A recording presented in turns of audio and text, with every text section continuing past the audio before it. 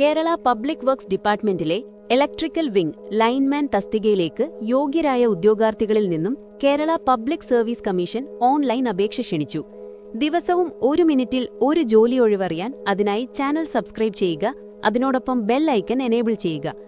Category number 776/2025 പ്രകാരമുള്ള 26,500 രൂപ മുതൽ ശമ്പള സ്കെയിലിലുള്ള ഈ തസ്തികയിലേക്ക് അപേക്ഷിക്കാനുള്ള പ്രായപരിധി 19 വയസ്സു മുതൽ 36 വരെ വയസ്സാണ്. പിന്നാക്ക വിഭാഗക്കാർക്ക് നിയമാനുസൃത വയസ്സിളവ് ലഭിക്കും.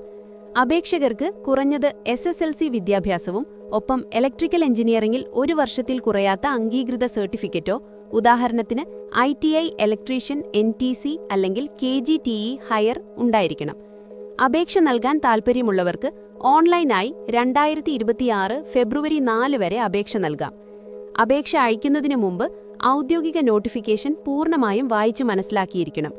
ഔദ്യോഗിക നോട്ടിഫിക്കേഷനും അപേക്ഷ നൽകുവാനുള്ള ലിങ്കും ഡിസ്ക്രിപ്ഷനിലും അതേപോലെ ഫസ്റ്റ് കമന്റിലും നൽകിയിട്ടുണ്ട്. ചെക്ക് ചെയ്ത് നോക്കുക.